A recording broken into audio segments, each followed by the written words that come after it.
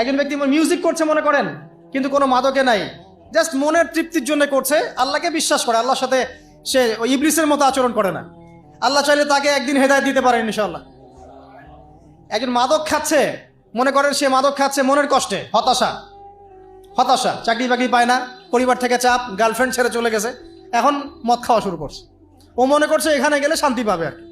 কিন্তু আল্লাহ বলে একজন আছে, সে বিশ্বাস করে, নামাজ মানে, কোরআন মানে, কেবলা মানে, নবীকেও মানে, কিন্তু সে জানে যে আমি একটা পাপ করছি, তার মনটা সৎ। আল্লাহ চাইলে ওই ব্যক্তিকে তওবার সুযোগ দিতে পারেন ইনশাআল্লাহ। এখনো যদি আল্লাহ পাক কারো মনের মধ্যে সততা দেখেন, ইনশাআল্লাহ তাআলা আল্লাহ পাক আপনাকে হেদায়েত দিবেন ইনশাআল্লাহ। আপনি নামাজ পড়ছেন না, তো মনটা অনেস্ট, আপনার কারো ক্ষতি করছেন না, কারো ক্ষতির মধ্যে আপনি নাই, কারো সম্পদ লুট করছেন না, ইচ্ছা করে কারো ক্ষতি করার চেষ্টা করছেন না, কাউকে বিপদে ফেলার চেষ্টা করছেন না, আপনি সৎ আছেন মনের দিক থেকে, আল্লাহ চাইলে আপনাকে নামাজি বানাই দিবেন ইনশাআল্লাহ, বানাই দিবে ইনশাআল্লাহ একদিন না একদিন, কারণ আপনার মনের মধ্যে সততা আছে। শোনেন, বহু মানুষ আগে মাদকাসক্ত ছিল, পরে হেদায়েত পেয়েছে, হয় নাই?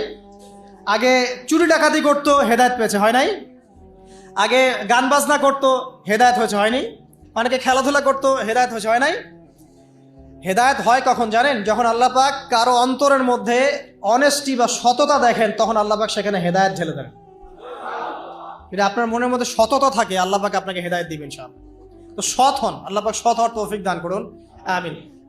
যদি অমুসলিম ভাই বোনরাও থাকে, তাদের মনে যদি সততা থাকে, আল্লাহ পাক কোনো না কোনো দিন ওদেরকে হেদায়েত দিবে ইনশাআল্লাহ। দেখে নিয়ে এই উমর রাদিয়াল্লাহু আনহু, তিনি রাসূল সাল্লাল্লাহু আলাইহি ওয়াসাল্লামকে জান্নাই তরোয়াল নিয়ে আঘাত করতে জান্নাই, ঘটনা জানেন না?